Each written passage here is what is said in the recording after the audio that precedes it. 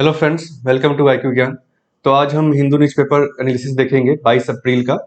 और एडिटोरियल को भी हम डिटेल में देखेंगे और बाकी इंपॉर्टेंट न्यूज़ जो आपका एग्जाम के लिए है उन सबको हम डिटेल में देखेंगे। तो जरूर आप वीडियो को लास्ट तक देखें ताकि आपका पूरा हिंदू न्यूज़पेपर जो है कवर हो जाएगा इन आधे घंटे में।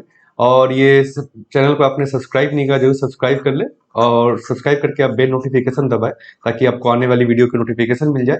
और बाकी जो वीडियोज है आप पॉलिटी को लेकर के, आप इकोनॉमिक्स का हमारा वीडियो, बैंकिंग सिस्टम पे, मॉनेटरी पॉलिसी, फिजिकल पॉलिसी, उन सबका वीडियो आप देख सकते हैं। और बाकी जो कंसेप्ट है उसको भी आप समझ सकते हैं डिटेल में। और भी मैं रेगुलर वीडियो अपलोड करते रहता हूँ, NCERT का है तो उनको आप जरूर देखें ताकि आपका जो पूरा एग्जाम जो है कवर हो सके। तो फ्रेंड्स स्टार्ट करते हैं। Covaxin phase 3 trial shows vaccine has 78% efficacy. तो ये बेसिकली जो कोवैक्सीन, जो दूसरी वैक्सीन हमारे यहाँ कोविशील्ड को एक दूसरी वैक्सीन है, तो इसका फेज 3 ट्रायल का रिजल्ट आया है जिसमें कहा गया कि इसका जो एफिकेसी है वो पहले 81% कहा जा रहा था, बेसिकली अभी 78% है फेज 3 ट्रायल के बाद। और अगर सीवियर कोविड डिजीज को लेकर देखें तो 100% इफिकेसी है।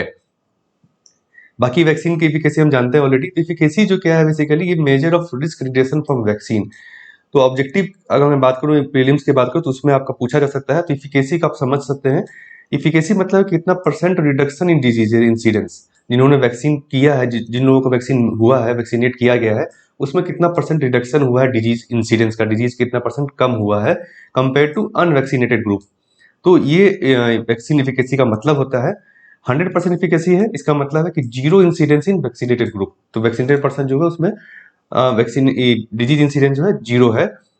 अगर हम बात करें 98% वाली इफिकेसी अगर है, एग्जांपल दिया जा रहा है यहाँ पर कि अगर 98% इफिकेसी है, इसका मतलब ये नहीं कि 98 आउट ऑफ 100 जो पर्सन है उनको वायरस कांटेक्ट नहीं होगा। वायरस हो सकता है, इन्फेक्शन हो सकता है, लेकिन 98% reduction in disease occurrence, disease जो है वो कम होगा 98% लोगों में। मतलब कि जो कोविड डिजीज होगा वो 98% लोगों में नहीं होगा, कम होगा। 98% reduction in number of cases you would expect if they have not been vaccinated.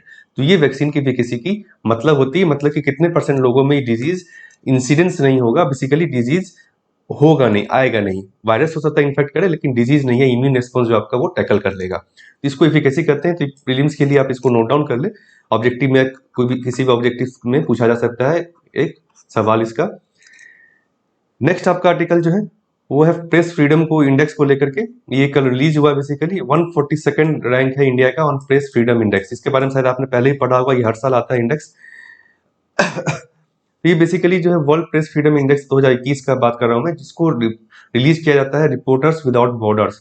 Reporters science border जो है फ्रेंच ऑर्गेनाइजेशन है जो इसको ग्लोबल लेवल पे रिलीज करता है। 180 देशों का इन्होंने रैंकिंग किया, जिसमें इंडिया का रैंकिंग 142 है। तो काफी खराब रैंकिंग जैसे कहे तो।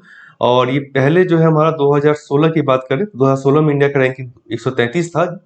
तो ये जो इसको लेकर के इंडिया ने ऑलरेडी जो है इंडेक्स मॉनिटरिंग ग्रुप बनाया था इंडियन गवर्नमेंट ने।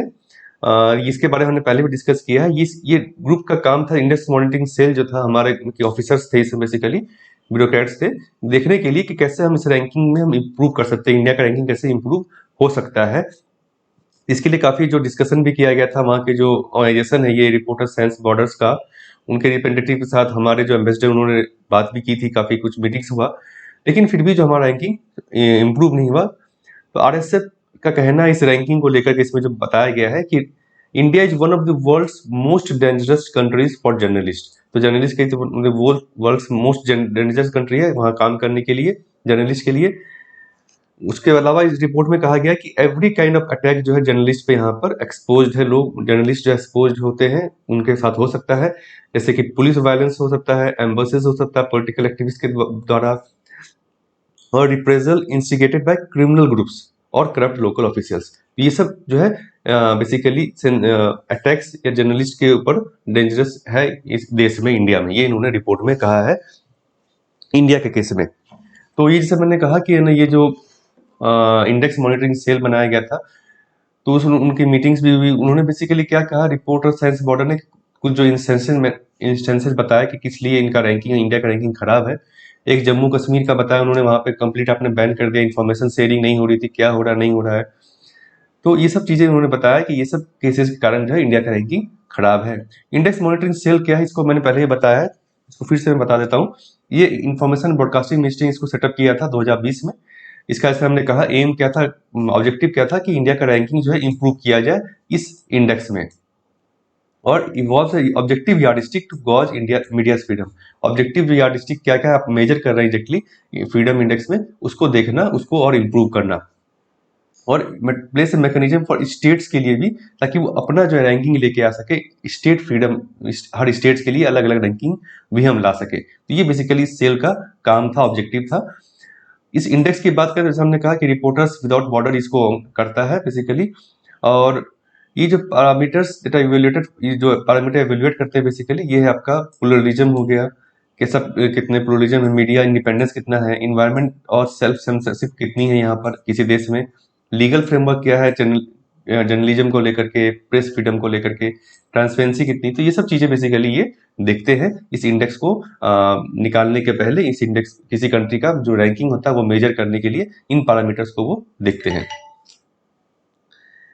तो इसके अलावा फिर नेक्स्ट आर्टिकल को मूव करते हैं।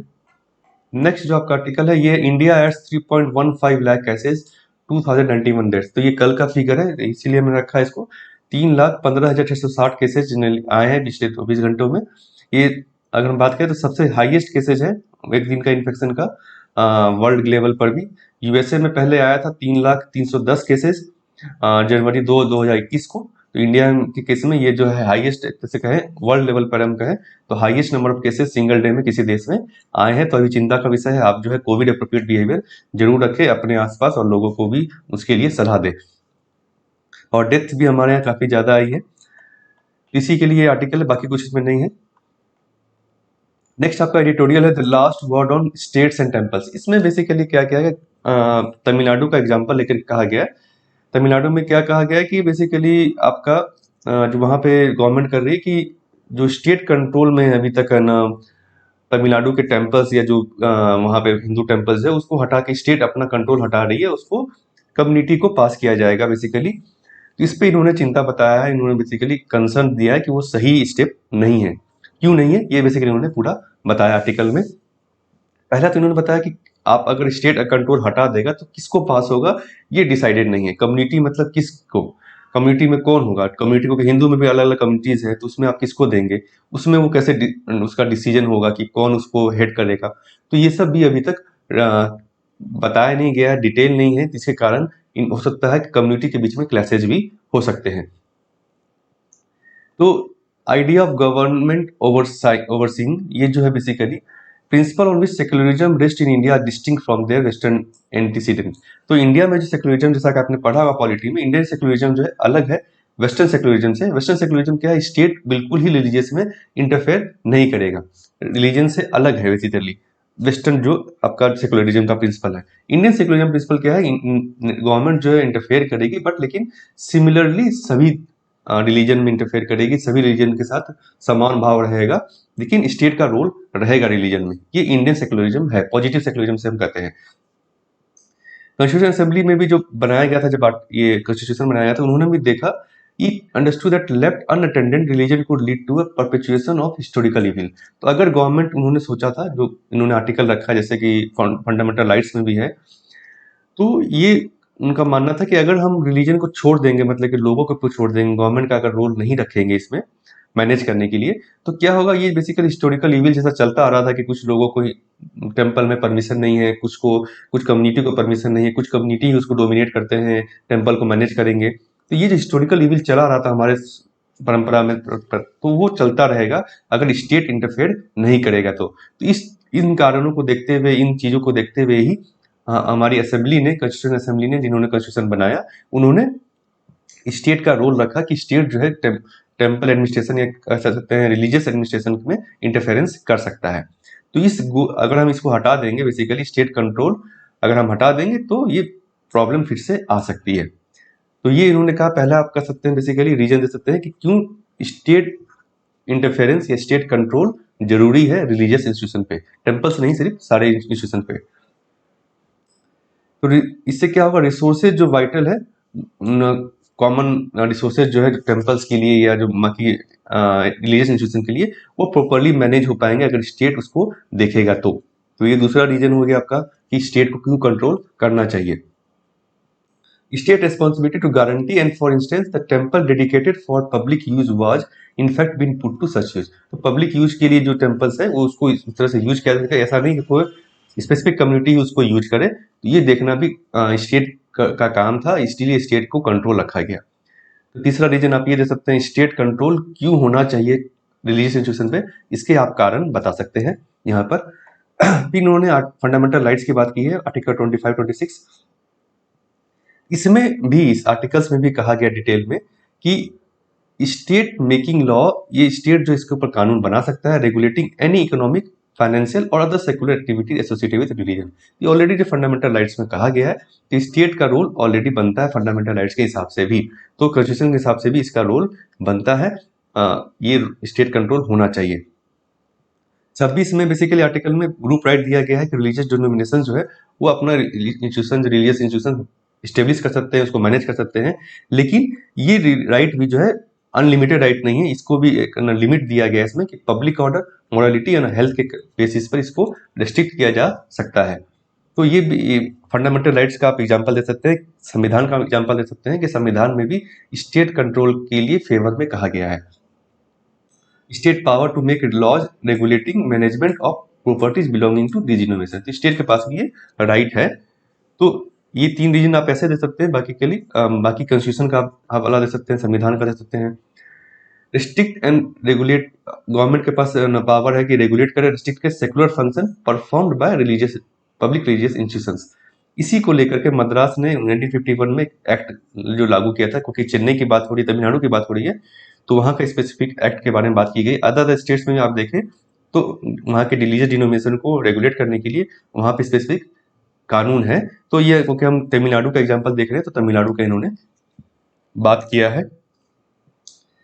इसके अलावा पुराना इन्होंने बात किया हिस्टोरिकल में, बिफोर इंडिपेंडेंस 1981 में अपने टीटीज में, अपने किताब में पी आर गणपति अय्यर ने कहा था कि कैसे Hindu kings habitually employs minister to supervise temples and charitable bodies. तो ये प्रथा जो है बेसिकली कि स्टेट का कंट्रोल होना चाहिए रिलीजियस इंस्टीट्यूशंस में या टेम्पल्स में, ये शुरू से चली आ रही है, किंग राजा महाराजा के समय से चली आ रही है। इन्होंने हिंदू किंग के समय में भी ऐसा होता था कि कुछ मिनिस्टर जो थे, राजा जो अपॉइंट करते थे कि वो टेम्पल्स का एडमिनिस्ट्रेशन को देखेंगे। तो ये आप इसमें ये भी कारण दे सकते हैं कि हिस्टोरिकल रीजन्स भी हैं, हिस्टोरिक शुरू से चला आ रहा है, ऐसा नहीं कि संविधान में ही स्टार्ट हुआ या इंडिपेंडेंस के बाद स्टार्ट हुआ, पहले से ही हम इसको देखते आ रहे हैं।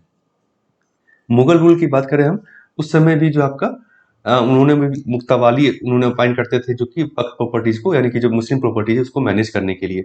तो इसका आप हिस्टोरिकल एग्जांपल दे सकते हैं। ऑब्जेक्टिव क्या था, to ensure Hindu public endowment were being put to use for the true purpose for which endowment were first made. तो जैसे हमने कहा, ये सेम चीज यहाँ पर भी आप देख रहे हैं कि जिस काम के लिए उसको टेम्पल को या जो इंडोमेंट को बनाया गया है उसका वो सही यूज हो सके, इसीलिए ये इन कानूनों को बनाया गया था। The law accords a state-appointed commissioner a power of general superintendence over the Hindu religious endowment। ये बेसिकली कानून के बारे में बात किया जा रहा है कि फंड जो है वो प्रॉपरली अप्लाई कर रहे हैं, बेसिकली ऐसा नहीं होगा कि फंड जो आ रहे हैं टेम्पल्स में वो आप मिस यूज करें। इसलिए जो है स्टेट अपॉइंटेड कमिश्नर रहेगा जो इसको देखेगा कि फंड जो है प्रॉपरली अप्लाइड हो रहा है। इसके अलावा सुप्रीम कोर्ट का भी केसेस की बात की, सिया सिरूर मठ केस 1954 में। इन्होंने इस केस में भी जो सुप्रीम कोर्ट ने तमिलनाडु का जो ये जो कानून है इसको अपहोल्ड किया था, इनके सही रहे, सही कानून है, इसको इन्होंने एक्सेप्ट किया था सुप्रीम कोर्ट में। तो इसका भी आप रीजन दे सकते हैं, छठा रीजन में, कि क्यों स्टेट कंट्रोल होना चाहिए। तो अब हम बात करते हैं अभी जो गवर्नमेंट का डिसीजन है कि हम स्टेट कंट्रोल हटा देंगे, तो इसमें क्या होगा, अभी कोई सक्सेसर, जैसे हमने कहा शुरू में कि आपको पता नहीं कि कौन उसको सक्सीड करेगा। स्टेट हटने के बाद किस कम्युनिटी के पास या किस लोगों के पास उसका जाएगा, वो कौन उसको कंट्रोल करेगा, ये पता नहीं है। इससे क्या होगा, acting the breach of sovereign duties. तो जो सॉवरेन ड्यूटीज भी है एक स्टेट का, कि इसको वो मैनेज करे कि कोई प्रॉब्लम ना हो, इसको भी आप ले सकते हैं कि स्टेट का सॉवरेन ड्यूटी चाहिए।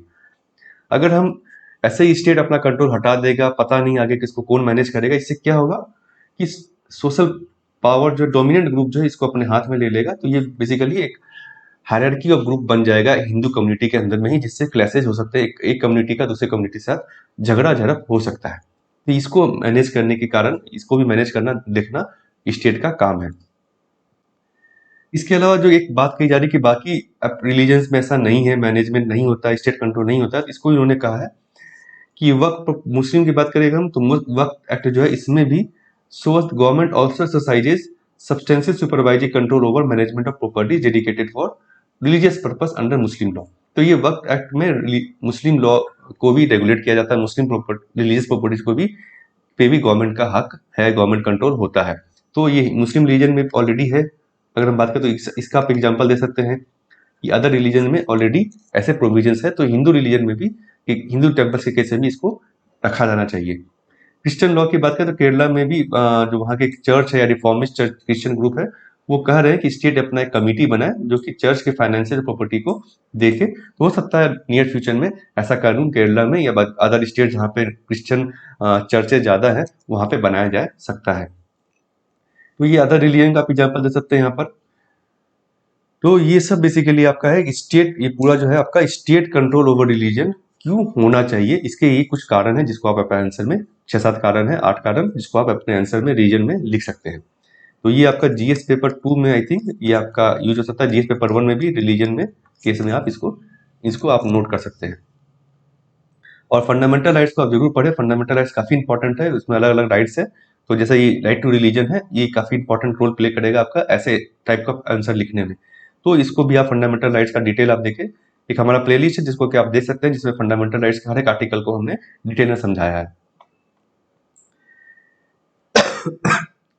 नेक्स्ट जो आपका आर्टिकल है editorial strengthening the process of choosing a police chief. तो ये बेसिकली इन्होंने जो महाराष्ट्र केस में हुआ है, परमवीर सिंह को मुंबई पुलिस चीफ से हटाया गया, फिर दूसरे पुलिस चीफ को लाया गया, इसको इसका एग्जांपल देते हुए उन्होंने कहा है कि कैसे जो पुलिस चीफ का जो अपॉइंटमेंट होता है, मतलब डीजीपी हो गया या मुंबई कमिश्नर हो गया, पुलिस कमिश्नर हो गया, तो पुलिस चीफ का अपॉइंटमेंट को कैसे आप ट्रांसपेरेंट रखें, उसमें रिफॉर्म करने की जरूरत है पुलिस चीफ के अपॉइंटमेंट में। इसका इन्होंने एग्जाम्पल दिया है, बेसिकली कहा है, सजेशन दिया है कैसे क्या करने की जरूरत है। अभी की बात करें तो नो इंडिपेंडेंट वेटिंग नहीं है, कोई भी इंडिपेंडेंट बॉडी नहीं है जो कि वेट कर सके कि भाई कौन सा कैंडिडेट सुटेबल है, कौन से आईपीएस ऑफिसर या कौन सा पुलिस चीफ के लिए सुटेबल ऑफिसर है। ये अभी भी ये बेसिकली इंडिपेंडेंटली कोई देखा नहीं जाता है, इसको ये ओपेक है, अभी भी ट्रांसपेरेंट नहीं है। तो 2 एलिमेंट इन्होंने कहा वाइटल है इस केस में, इस केस में मतलब कि पुलिस चीफ के अपॉइंटमेंट के केस में। पहला, shift the responsibility of appointment and removal of government alone to a bipartisan independent oversight body. तो इन्होंने कहा कि एक इंडिपेंडेंट ओवरसाइट बॉडी आपको बनानी चाहिए हर स्टेट गवर्नमेंट को, गवर्नमेंट का उसमें रोल नहीं होना चाहिए, बहुत ही कम रोल होना चाहिए, जो कि पुलिस चीफ का अपॉइंटमेंट करेगी। तो ऐसा एक सजेशन आप ये दे सकते हैं कि ओवरसाइट बॉडी बनाने की जरूरत है। स्टेट लेवल ओवरसाइट बॉडी, क्योंकि स्टेट लेवल अपॉइंटमेंट होता है डीजीपी का, कमिश्नर का। और ये जो सजेशन है, ये ऐसा नहीं नया सजेशन, ये ऑलरेडी जो है नेशनल पुलिस कमीशन 1978 में जो बनी थी उसने भी सजेशन दिया था इसके लिए। सुप्रीम कोर्ट ने प्रकाश सिंह केस, ये काफी इंपॉर्टेंट केस है, पुलिस रिफॉर्म्स की जब भी बात आती है तो इस केस को रेफर किया जाता है। आप अपने आंसर में भी अगर पुलिस रिफॉर्म्स को लेकर कुछ क्वेश्चन आए तो उसमें इस केस को जरूर आप मेंशन करें, और इसमें जो सजेशन दिया था सुप्रीम कोर्ट ने उसको आप मेंशन कर सकते हैं, काफी इंपॉर्टेंट है। इसमें भी इन्होंने कहा था कि आप जो है इंडिपेंडेंट बॉडी बनाए जो कि पुलिस चीफ्स का अपॉइंटमेंट करेगी। अभी जो क्या होता है, यूपीएससी का रोल बेसिकली यही कि शॉर्टलिस्ट करता है कैंडिडेट, जो स्टेट गवर्नमेंट कुछ कैंडिडेट भेजती है यूपीएससी को कि आप 3-4 कैंडिडेट भेजा उन्होंने, उसमें से आप शॉर्टलिस्ट करके एक बताइए, उसी को अपॉइंट किया जाता है। तो तो appoint police chief, model police act bill जो है वो places responsibility within the multi party state police board, also refer to state security commission, जो है बहुत सारे स्टेट्स ने बनाए भी हैं, जो कि बेसिकली इसको अपॉइंट करता है, बेसिकली शॉर्टलिस्ट करता है कैंडिडेट को। इसका जो होना चाहिए बेसिकली सेक्शन जो कहता है कि ये इसमें कौन कौन मेंबर होने चाहिए, लीडर ऑफ अपोजिशन होने चाहिए, इंडियन सिविल सोसाइटी के इंडिपेंडेंट मेंबर्स, इसको आप में इसको रखना है ये इस कमीशन में। उसके अलावा एडिशनल सेफगार्ड्स भी आपको रखना है इस कमीशन में, जो कि शॉर्टलिस्ट करेगा कैंडिडेट्स को, लेकिन ऐसा नहीं होता है, ये इम्प्लीमेंट नहीं हो पा रहा है। इसी का इन्होंने एग्जाम्पल दिया है। 26 स्टेट्स में जनरली स्टेब्लिश किया गया है, बट इसी में भी कंपोजिशन अगर हम देखें, मेंबर्स का कंपोजिशन देखें तो वैसा नहीं जैसा कि इसमें एक्ट में या सुप्रीम कोर्ट ने कहा है। किसी में लीडर ऑफ अपोजिशन नहीं, किसी कमीशन में, किसी में इंडिपेंडेंट मेंबर्स नहीं है, तो ऐसे ही आपने कमीशन को बना दिया, वो डिफंक्ट टाइप का कमीशन है। तो ज्यादातर उसमें पॉलिटिकल एग्जीक्यूटिव ही रहते हैं जो कि बेसिकली गवर्नमेंट की तरफ से होते हैं। तो इसको हमें एक दुरुस्त करने की जरूरत है।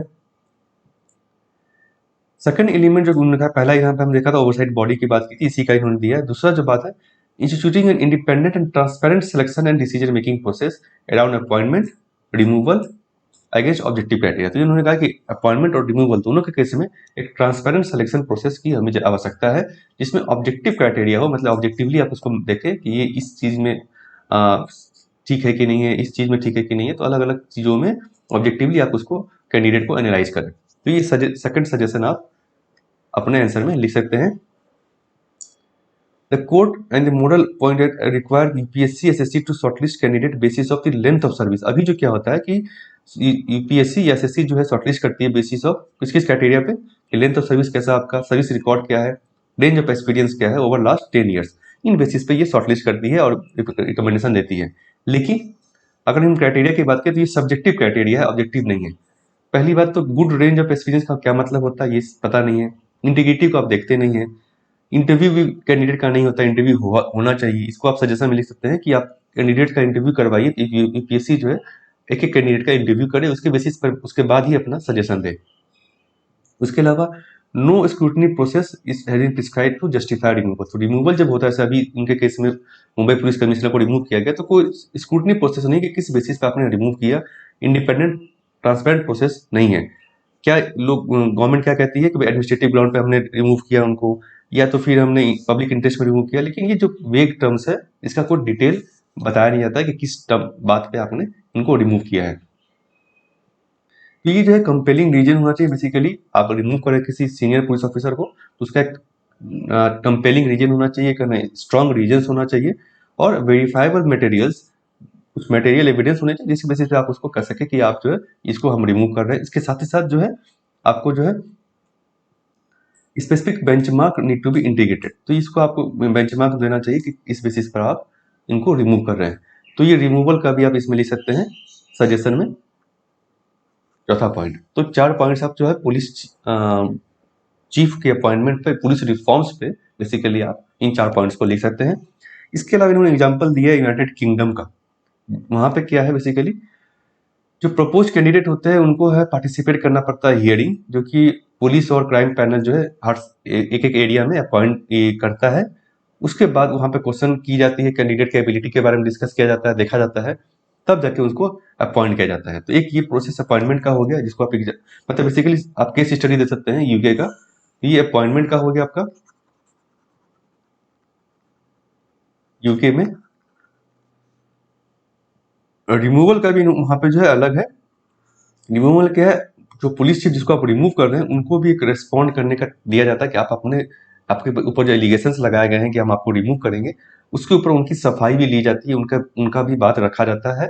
तो ये भी यहाँ पे इंडिया केस में नहीं होता है, तो इसको भी हम इनकॉर्पोरेट कर सकते हैं कि भाई जिसको हम रिमूव करें, मान लीजिए परमवीर सिंह को, तो उनसे हम एक ले उनका व्यू कि क्यों उनके हिसाब से रिमूव उनको नहीं किया जाना चाहिए, या एलिगेशन जो लगाए जा रहे हैं क्या वो सही है या नहीं है, वो उनको अपनी बात रखने का मौका मिलना चाहिए। तो ये आप रिमूवल पे इस सजेशन को भी आप लिख सकते हैं यूके का एग्जांपल देते हैं। ये पूरा पुलिस रिफॉर्म्स के ऊपर है, जिसको आप नोट डाउन कर सकते हैं, बेसिकली जीएस पेपर 2 में काफी इंपॉर्टेंट है आपका ये। नेक्स्ट आपका जो article editorial open and safe, ये बेसिकली जो है अभी जो वैक्सीन पॉलिसी जो गवर्नमेंट ने अनाउंस की है थर्ड फेज के लिए, उसको लेकर इन्होंने कुछ कंसर्न दिया है कि वो सही नहीं है एक तरह से। तो बेसिकली पहले इन्होंने 18 साल के ऊपर अभी जो किया, इससे क्या होगा, flood gates to an unregulated system with market determined vaccine pricing, ये हो सकता है क्योंकि गवर्नमेंट ने भी कहा है कि जो प्राइवेट मार्केट्स को और स्टेट्स को जो है वैक्सीन मैन्युफैक्चर अपने हिसाब से वो मेडिसिन बेचेंगे अपने रेट पर। इससे हो सकता है कि ज़्यादा वैक्सीन जो है रेट जो है वो मार्केट डिटरमाइन हो जाए, वैक्सीन रेट बढ़ जाए, ये उपाय हो सकता है। अभी जो है कोविडशील्ड ने अपना रेट अनाउंस किया, जो कि बेसिकली अगर हम पहले के रेट के देते, अभी जो गवर्नमेंट को वो दिया जा रहा था 150 रुपये पे सेंट्रल गवर्नमेंट को, अभी क्या किया है कोविशील्ड ने, कहा है कि हम शायद उसको 600 रुपये में प्राइवेट मार्केट में देंगे और 400 रुपये में हम शायद इस गवर्नमेंट को देंगे। तो ये बेसिकली इतना परसेंट प्रॉफिट आप उसको कमा के दे रहे हैं, वैक्सीन मैन्युफैक्चर एक एक वैक्सीन पे कमा रहे हैं। तो ये गलत है अगर हम देखें तो, क्योंकि ये हेल्थ इमरजेंसी है, तो इसको हमें रेगुलेट करने की जरूरत है। तो फ्री वैक्सीन गवर्नमेंट को देना चाहिए, बेसिकली ये उनका है। डिसेंट्रलाइजेशन अच्छी बात है, डिसेंट्रलाइजेशन जो अभी किया कि स्टेट अपना प्रोक्योर करेंगे, अपना देखेंगे, तो ये अच्छी बात है क्योंकि स्पीडी एक्शन होगा यहाँ पर। वर्ल्ड वाइड अगर देखा जाए तो government have made Covid vaccination fully state funded effort. दूसरे देशों में भी जो है स्टेट फंडेड है, पूरी तरह से स्टेट गवर्नमेंट, सॉरी जो गवर्नमेंट है वहाँ की, वो फंड कर रही है, फ्री वैक्सीन लोगों को दे रही है। तो ये इंडिया को भी इसको देखना चाहिए।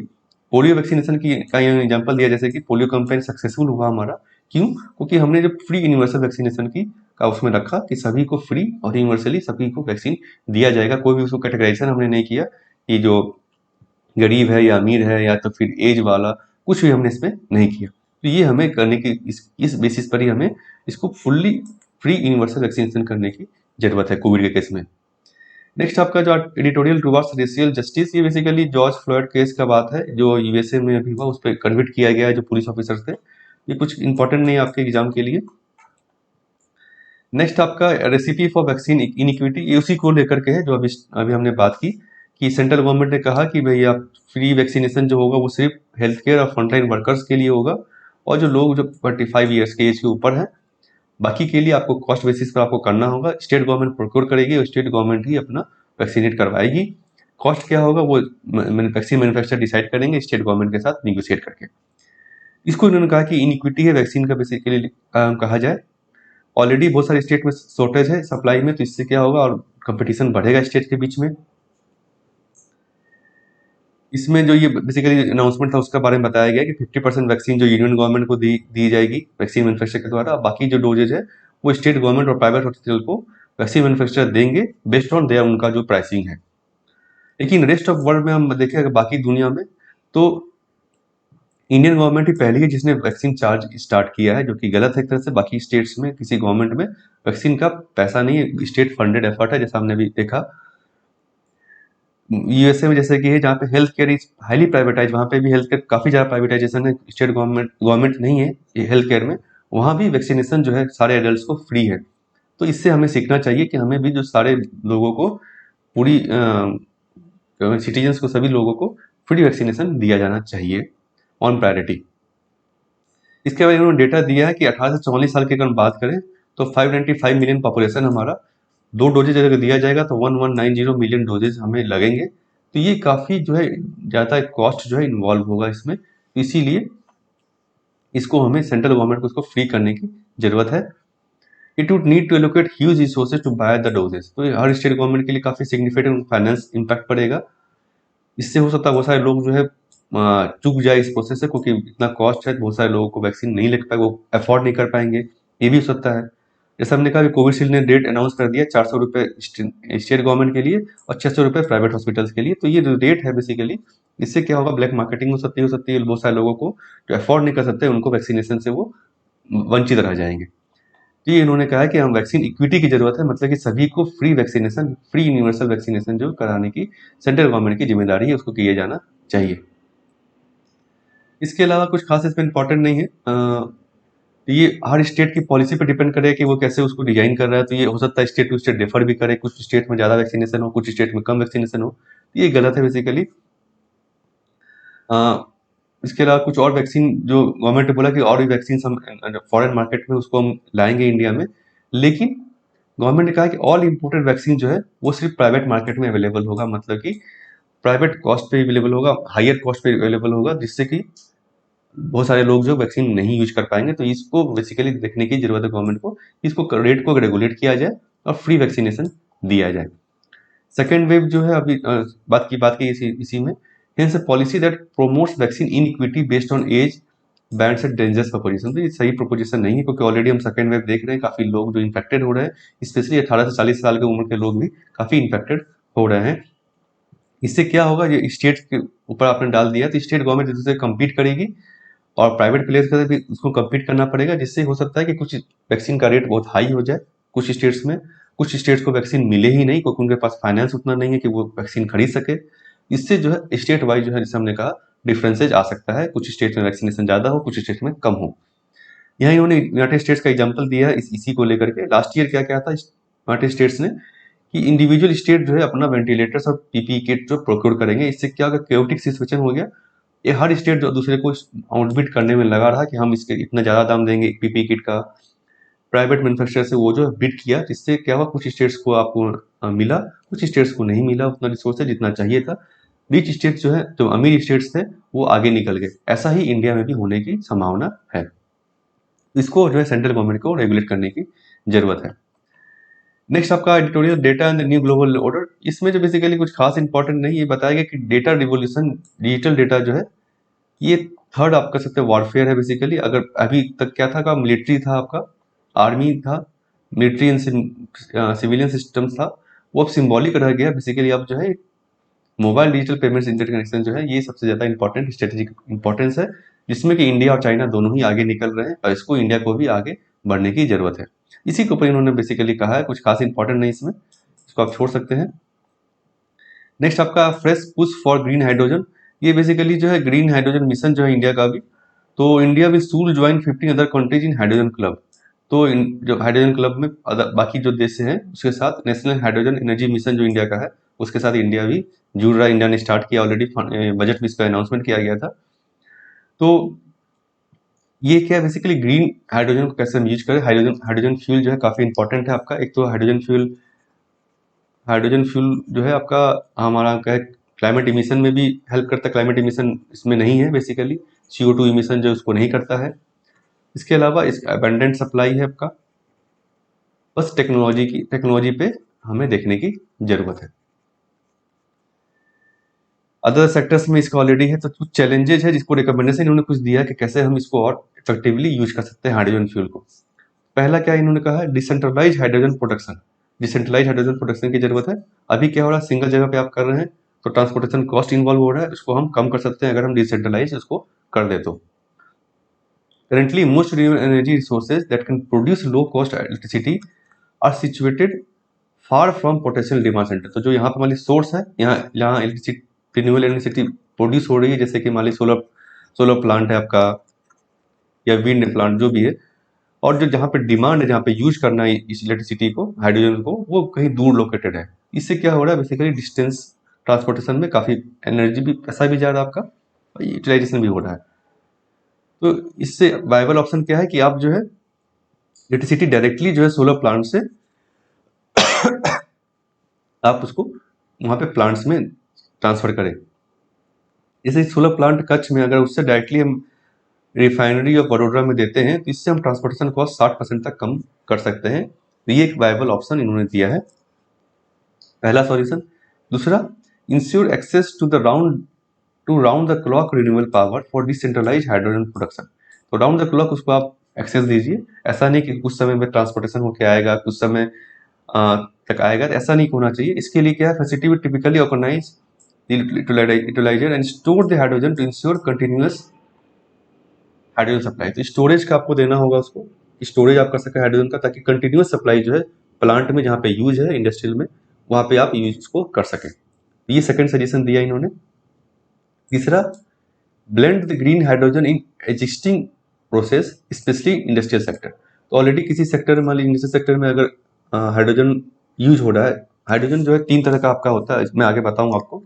एक हो गया आपका ग्रे हाइड्रोजन, दूसरा हो गया ब्लू हाइड्रोजन, तीसरा हो गया ग्रीन हाइड्रोजन। ये बेसिकली कलर नहीं है, ये बेसिकली जो कैसे हम हाइड्रोजन को प्रोड्यूस कर रहे हैं उसके ऊपर में डिफ्रेंशिएट है। तो ऑलरेडी मान किस ज़्यादातर हम जो ग्रे हाइड्रोजन यूज कर रहे हैं इंडस्ट्रीज में, तो अगर हम ऑलरेडी उसमें हम ग्रीन हाइड्रोजन में यूज कर सके एग्जिस्टिंग प्रोसेस में, तो उससे क्या होगा, और ज़्यादा इफेक्टिव होगा वो, हमें ज़्यादा चेंजेस करने की जरूरत नहीं होगा। तो टेक्निकल अंडरस्टैंडिंग उसमें हम चेंजेस करने की जरूरत है बेसिकली। तो ग्रीन हाइड्रोजन को हम इंडस्ट्रियल प्रोसेस में ऑलरेडी हम इनकॉर्पोरेट कर सकते हैं। चौथा जो इन्होंने कहा है, इन्वेस्टमेंट करने की जरूरत है रिसर्च एंड डेवलपमेंट में, ताकि हम ज़्यादा से ज़्यादा नई टेक्नोलॉजी को हम इसमें यूज कर सके, जिससे कि प्रोडक्शन कॉस्ट जो है हम कम कर सके, इलेक्ट्रोलाइजर कॉस्ट जो है, मशीन का कॉस्ट जो है उसको हम कम कर सके। फाइनली, डोमेस्टिक मैन्युफैक्चरिंग को हमें बढ़ाने की जरूरत है, जैसे कि सोलर पैनल के केस में हमने डोमेस्टिक मैन्युफैक्चरिंग काफ़ी इंक्रीज किया है। इसके लिए हम क्या कर सकते हैं, परफॉर्मेंस इंसेंटिव प्रोग्राम तो है ही गवर्नमेंट का, इसके अलावा सिक्योर करना सप्लाईज का, जो हम ले रहे हैं कहीं दूसरे देश से, उसको सिक्योर करना। मेजर इंस्टीट्यूशन जो है हमारे गवर्नमेंट इंस्टीट्यूशन, उनको भी और फैसिलिटेट करना, ताकि वो रिसर्च डेवलपमेंट और डोमेस्टिक प्रोडक्शन और बढ़ा सके। ये 5 सजेशन इन्होंने दिया है हाइड्रोजन फ्यूल को और बेटर तरीके से हम कैसे इनकॉर्पोरेट कर सकते हैं, कॉस्ट उसका कैसे हम कम कर सकते हैं, और ज़्यादा ज़्यादा उसको हम यूज कर सकते हैं, जो कि क्लाइमेट चेंज में भी हमारा इफेक्ट, हमें फायदा पहुंचाएगा। हाइड्रोजन क्या होता है इसके बारे में तो आप जान लेते हैं। हाइड्रोजन जो है लाइटेस्ट फर्स्ट एलिमेंट है पीरियोडिक टेबल का। पीरियोडिक टेबल आपने पढ़ा होगा बचपन में, 10 स्कूल केमिस्ट्रीज में। स्टैंडर्ड टेम्परेचर प्रेशर की बात करें तो ये नॉन टॉक्सिक होता है, नॉन मेटालिक है, ओडोरलेस, टेस्टलेस, कलरलेस गैस है, कुछ ओडोर नहीं है, इसका स्मेल नहीं है, हाईली कंबस्टेबल है, आपका डायटोमिक है, 2 एटम्स के साथ होता है आपका H2 जिसे हम कहते हैं, 2 एटम्स है। ये फ्यूल सेल्स में और इंटरनल कंबस्टन इंजिन में यूज किया जाता है, मतलब कि आपका कार्स में जो गाड़ियां हैं व्हीकल्स में आप इसको यूज कर सकते हैं। फ्यूल सेल्स भी जो आप उसमें यूज कर सकते हैं, जिसको कि आप व्हीकल्स में यूज कर सकते हैं।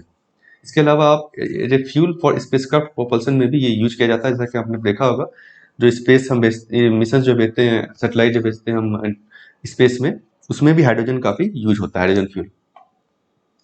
तो टाइप्स ऑफ हाइड्रोजन जो मैं बात कर रहा था, तो ग्रे हाइड्रोजन मतलब होता है जिसको कि हम हाइड्रोकार्बन फॉसिल फ्यूल से एक्सट्रैक्ट करते हैं। इसमें क्या निगेटिव क्या है इसका, ये CO2 as a by product देता है। तो CO2 क्योंकि ये ग्रीन हाउस गैस है एक तरह से है, तो ये निगेटिव इम्पैक्ट करता है क्लाइमेट चेंज पर, निगेटिवली ये इम्पैक्ट करता है। ब्लू हाइड्रोजन की बात करें तो ये भी फॉसिल फ्यूल से होता है सोर्स, लेकिन इसमें जो बाय प्रोडक्ट हम ये आता है इसको हम कैप्चर करके स्टोर कर लेते हैं समुद्र में, या फिर जो भी आपका है इसको स्टोर कर लेते हैं, ताकि ये जो है बाहर एटमोसफेयर में ना जाए, ग्रीन हाउस गैस की तरह कंट्रीब्यूट ना करे। तो ये बेटर है आपका ग्रे हाइड्रोजन से। ग्रीन हाइड्रोजन जिसकी हम बात कर रहे थे, ये बेसिकली रिन्यूएबल एनर्जी से हम लेते हैं, सोलर पावर हो गया, विंड पावर से हम लेते हैं।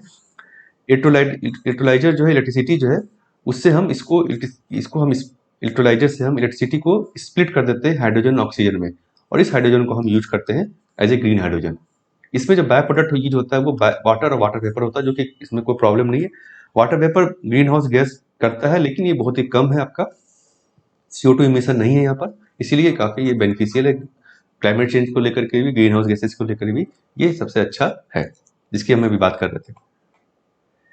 नेक्स्ट आपका article, India should be a country of particular concern US panel. तो ये बेसिकली यूएस कमीशन एक है, US commission on international religious freedom, ये इंडिपेंडेंट बॉडी है वहाँ की, जिसने पिछले साल भी इसने रिकमेंड किया था कि इंडिया को एक लिस्ट में डाला जाए, जो लिस्ट आपका countries of particular concern for worst violation of religious freedom इन 2020, इस लिस्ट में इसको डाला जाए। इस कमीशन ने ऐसा रिकमेंडेशन दिया है, पिछले साल भी इसने रिकमेंडेशन दिया था। तो इसने ऐसा क्यों कहा है, इसका भी मैंने बताया क्या क्या रीजंस है। इसके रिकमेंडेशन नॉन बाइंडिंग होते हैं, मतलब कि गवर्नमेंट जो यूएस गवर्नमेंट के ऊपर नॉन बाइंडिंग है, वो उस लिस्ट में डाले ना डाले इसके ऊपर कुछ नहीं है। पिछले साल ट्रम्प प्रेसिडेंट जो थे उन्होंने इसका रिकमेंडेशन को रिजेक्ट कर दिया था, इन्होंने पिछले साल जो दिया था। इस साल आप देखते हैं इसका क्या होता है। अभी के प्रेसिडेंट जो है जो बिडेन, उसको इसको मानते हैं या नहीं मानते, उनके ऊपर डिपेंड करता है। इन्होंने क्या क्या कंसर्न बताया, क्या क्या किस कारण से इसको डाला जाए इंडिया को। पहला इन्होंने बताया सिटीजन अमेंडमेंट एक्ट के बारे में, उसके अलावा Muslims attack in Delhi rights जो हुआ था फरवरी 2020 में। इसके अलावा नेशनल रजिस्टर ऑफ सिटीजन्स के बारे में उन्होंने कहा कि ये सही नहीं है इंटरफेथ मैरिज को। उसके अलावा कुछ स्टेट्स में इंटरफेथ मैरिज को आप प्रोहिबिट कर रहे हैं। Attacks and arrest on non Hindus. उसके अलावा लास्ट ईयर जो तबलीगी जमात मरकज का जो हुआ था, आपका जो रिपोर्ट आया था मार्च 2020 में, तो ये सब चीज़ों को बेसिकली उन्होंने बोला है इस कि क्यों इंडिया के अगेंस्ट जाता है और क्यों इंडिया को इस लिस्ट में डाला जाना चाहिए। नेक्स्ट आपका है SC paves way for ad hoc जजेस इन हाई कोर्ट। ये बेसिकली एडहॉक जजेस के लिए सुप्रीम कोर्ट पहले से भी कर रही है, हमने पहले भी डिस्कस किया था। तो अभी इसने कुछ नई गाइडलाइन इन्होंने दिया है कि आप जो है हाई कोर्ट्स को कहा है कि आप जो है एडहॉक जजेस को अपॉइंट कीजिए, क्योंकि जुडिशियल वैकेंसी है वहाँ पर। आप एडहॉक जजेस को अपॉइंट कीजिए वहाँ पर, ताकि केसेज जो पेंडेंसी जो है उसको हम कम कर सके। तकरीबन 57 लाख केस जो है पेंडिंग है हाई कोर्ट्स में। तो इसमें क्या होता है, एडहॉक जजेस का क्या है, बेसिकली हमने शायद पढ़ा होगा पॉलिटी में, तो आर्टिकल 224 में इसके बारे में है, अपॉइंटमेंट ऑफ एडहॉक जज हाई कोर्ट में। इसमें कहा गया है कि chief justice of high court, जो हाई कोर्ट के चीफ जस्टिस है, वो किसी समय प्रीवियस कंसेंट ऑफ प्रेसिडेंट के साथ जो है किसी person, any person who had held an office of जज ऑफ दैट कोर्ट और एनी अदर हाई कोर्ट, तो जो एक पर्सन ऑलरेडी जो हाई कोर्ट का या किसी और दूसरे हाई कोर्ट के जज रह चुके हैं, रिटायर हो चुके हैं, उसको वो रिक्वेस्ट कर सकता है, उनको चीफ जस्टिस रिक्वेस्ट कर सकते हैं कि आप जो है एडहॉक जज के चार्ज में आप आए। उसके पहले उनको प्रेसिडेंट का कंसेंट लेना होगा। तो ये जो बेसिकली गाइडलाइंस उन्होंने दिया, इसके अलावा कुछ गाइडलाइंस भी दिया सुप्रीम कोर्ट ने कि टेनर क्या होगा, उनका सैलरी क्या होगी, पर्क्स क्या होगा, एक्सेट्रा, और roles in educating cases already उन्होंने दिया है, जिसको हमने डिस्कस भी किया पहले। तो ये बेसिकली पेंडेंसी को लेकर के इसको आप दे सकते हैं। इसके अलावा आप सजेशंस भी आप दे सकते हैं, मतलब बहुत बार क्वेश्चंस आते हैं केसेस पेंडेंसी को लेकर के, तो इसमें आप एक सजेशन ये आप इसका दे सकते हैं आप। उसके अलावा आप कर सकते हैं एडीआर जो है, आउट ऑफ कोर्ट सेटलमेंट आपका हो गया। आउट ऑफ कोर्ट सेटलमेंट जो होता है आपका अल्टरनेटिव डिस्प्यूट रेजोल्यूशन हो गया, इसको आप लिख सकते हैं अपने आंसर में। जैसे लोक अदालत हो गया आपका, इन सबको भी आप सजेशन में आंसर्स में लिख सकते हैं। ई कोर्ट की बात हो गई आपकी, इसको भी हमने डिस्कस किया था पहले। ई कोर्ट को आप बढ़ावा दे सकते हैं। ई फाइलिंग हो गया आपका। सर्किट बेंचेज आप अलग अलग जगह पे लगा सकते हैं, जिससे कि लोग जो दूर के लोग हैं वो वहाँ पे आकर केस रिजॉल्व कर सके। तो इन सब चीज़ों को आप सजेशन में दे सकते हैं कोर्ट की पेंडेंसी को लेकर के, कोर्ट जुडिशियल रिफॉर्म्स में। तो नेक्स्ट आपका जो है आर्टिकल, ओ सॉरी एक सेकेंड। तो नेक्स्ट जो आपका आर्टिकल है, exporters fret over delay in rebate rates. तो ये बेसिकली जो है गवर्नमेंट ने स्कीम अनाउंस की थी जनवरी 1 से जो लागू होनी थी, ROTDTEF, remission of duties and taxes on export product scheme, जो 1 जनवरी 2021 से ये लागू हुई है। कि इसका रेट अभी तक नोटिफाई नहीं हुआ है, जिसको लेकर के एक्सपोर्टर्स ने कहा है कि आप इसको जो है क्लैरिटी लेके आए, रेट्स क्या होगा। ये जो है पहले स्कीम थी आपकी MEIS, जिसको रिप्लेस किया गया है। These refunds credit could be used to pay custom duty, additional custom duty with some exceptions as well as central excise duty। तो ये बेसिकली ये पहले की स्कीम में था। अभी जो स्कीम है ये दूसरी है, इसको हम ये WTO कंप्लायंट स्कीम है। इसके बारे में मैं बताता हूँ आपको। ये स्कीम जो है 2020 में अनाउंस किया गया था, replacement to merchandise export of from India scheme. ये जो स्कीम थी इसको रिप्लेस क्यों किया गया, क्योंकि ये जो है WTO रूल्स से कंप्लायंट नहीं थी। कुछ देशों ने इसमें ना कंप्लेन किया था WTO में, जिसके बाद हमने इंडिया गवर्नमेंट ने इसको चेंज कर दिया। इस स्कीम में क्या है, ये जो रिफंड कर देगा एक्सपोर्टर्स को, जो आपने ऑलरेडी जो ड्यूटीज या टैक्सेस दिया है उसको आप रिफंड मिल जाएगा। And therefore placing Indian exporter disadvantage, पहले डिसएडवांटेज था, पहले रिफंड नहीं होता था, इसको अब रिफंड कर दिया जाएगा एक्सपोर्टर्स को। अगर आपने ऑलरेडी को टैक्स दिया है, सेंट्रल टैक्स हो, स्टेट टैक्स हो, GST हो, तो सबको आपको रिफंड कर दिया जाएगा। जैसे कि GST में क्या होता है, इनपुट टैक्स क्रेडिट होता है आपका ITC, उसी तरह से इसको भी बेसिकली इसको भी उसमें दायरे में लाया जाएगा, ताकि आपने जो ऑलरेडी टैक्स दिया है उस पर आपको क्रेडिट मिल जाएगा। Under it tax assessment is set to be fully automatic. तो ये फुल्ली ऑटोमेटिक हो जाएगा। अभी जो मैनुअल है वो सारा वो ऑटोमेटिक हो जाएगा। इसके अलावा बिजनेसेस जो है वो GST रिफंड्स भी ले सकेंगे इस स्कीम के बाद में, ऑटोमेटिकली रिफंड आपका हो जाएगा। और डबल टैक्सेशन जो आपको देना पड़ा था वो भी नहीं देना पड़ेगा। तो ये फायदा है इस स्कीम का, जिससे एक्सपोर्टर्स हमारे फायदे में होंगे और हमारा एक्सपोर्ट जो है फायदा होगा। तो फ्रेंड्स ये था आज का एडिटोरियल। अगर आपको वीडियो अच्छा लगा जरूर लाइक करें और शेयर करें अपने फ्रेंड्स के साथ, और चैनल को सब्सक्राइब करना मत भूलें। सब्सक्रिप्शन बटन आपको यहाँ पे दिख जाएगा और डिस्क्रिप्शन में भी दिख जाएगा, और बेल नोटिफिकेशन दबाएं ताकि आपको आने वाली वीडियो की नोटिफिकेशन मिल जाए। इस वीडियो का आप जो है PDF टेलीग्राम चैनल से ले सकते हैं, और मुझे सोशल मीडिया पे आप फॉलो कर सकते हैं।